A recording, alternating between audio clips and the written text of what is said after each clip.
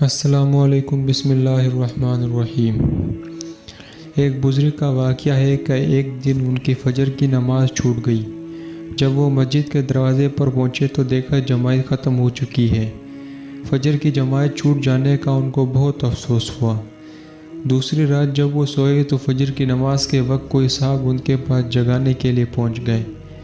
جلدی سے ان کو جگایا تاکہ وہ فجر کی نماز پڑھ لیں، کہیں ایسا نہ ہو کہ جماعت چھوٹ جائے۔ بزرگ نے ان کا ہاتھ پکڑ لیا اور پوچھا، تم کون ہو، کہاں سے آئے ہو اور کیسے آئے، جبکہ گھر کا دروازہ بھی بند ہے؟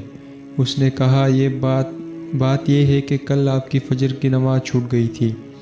میں نے سوچا کہیں ایسا نہ ہو کہ آج بھی چھوٹ جائے، اس لیے میں بیدار کرنے آیا ہوں۔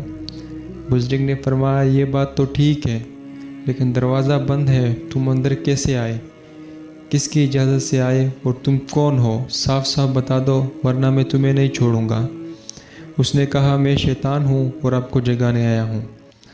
بزرگ نے فرمایا، شیطان اور نیکی؟ ارے نیک کام سے تمہیں کیا غرض؟ تم نے میرے ساتھ یہ نیکی کیسے کی؟ اس میں بھی ضرور تمہارا کوئی چال ہوگا۔ اب تمہارا ہاتھ میرے ہاتھ میں ہے، جب تک اصل وجہ نہیں بتاؤ گے اس وقت تک تمہیں نہیں چھوڑوں گا۔